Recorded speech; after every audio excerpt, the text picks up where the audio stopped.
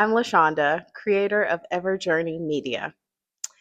You've probably heard the saying, I know you've heard the saying, when we make plans, God laughs. Not because our ideas don't make sense, not because our steps aren't logical. No, they're logical, but because we didn't ask him first. Plain and simple. We just assumed God would tag along. And I've done this plenty of times, I'll admit. I had an idea, I mapped out the steps, and I marched forward.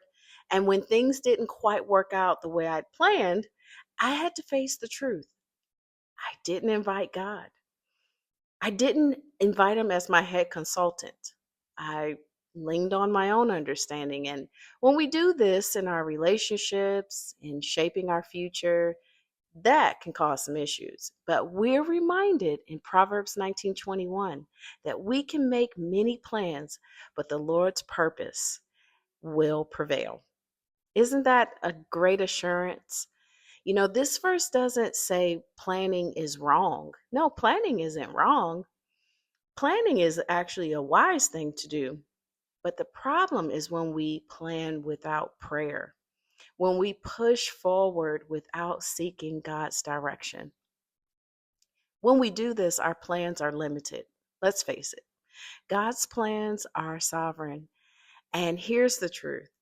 No matter how much we plan, if it's not aligned with his purpose, it won't stand.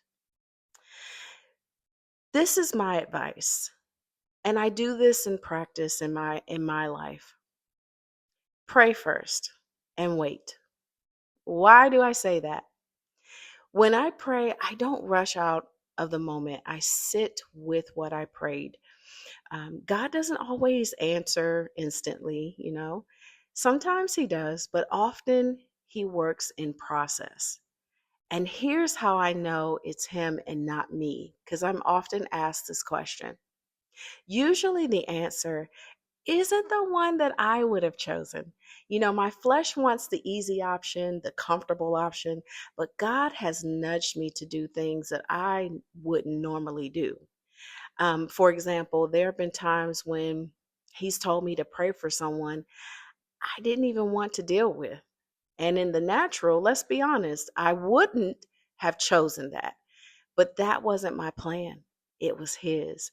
And every time I obeyed, I saw his hand at work. Number two, hold plans loosely. Yes. Now, I've had seasons where I mapped out everything A, B, C, D, E, thinking by the time I got to E, it would all come together. But God stopped me right in the middle. Why? Because sometimes He'll pause you at step C to grow you, to prepare you, to teach you something before you move forward. And when He finally does take you to D and E, right, it may not look anything like what you pictured, but it will be better, I promise you. So, holding plans loosely means giving God permission to rearrange your steps. It means saying, Lord, if you need to shift the timing, the order, or even the outcome, I am open to that because I trust you. Three, trust his timing. I'm going to say that again. Trust his timing. And here's the hardest part. His timing, we want microwavable results, quick, easy, on demand, but God is more of a slow cooker. Why do I say that? Because he wants every ingredient in your life to be prepared. He wants the process to be thorough, not rushed, not half baked, not half done.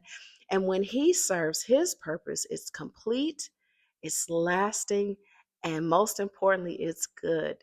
And that's why Proverbs 19:21 says, his purpose will prevail. Our timing may fail, but his purpose will never fail. So, in closing, I just want to reiterate what you've learned. Pray first, give God room to answer, hold your plans loosely because He might just shift them in a right direction when you think you have it figured out. He's going to work things out in a perfect timing because he's not rushing through the process. This isn't a drive-through order. He's slow cooking something in your life, and it's going to be worth the wait. I promise you. And the truth is, God isn't trying to set us up for failure. He's not out here playing games with our future. He wants the best for our lives. His purpose will always prevail. And when it does, it will be more beautiful, perfect than you could have ever imagined for yourself. And trust me, it'll all make sense when all things work for His good. So anything you could have pulled off on your own will never do. Let God do the work. Thank you for watching. Don't forget to like, share, and subscribe.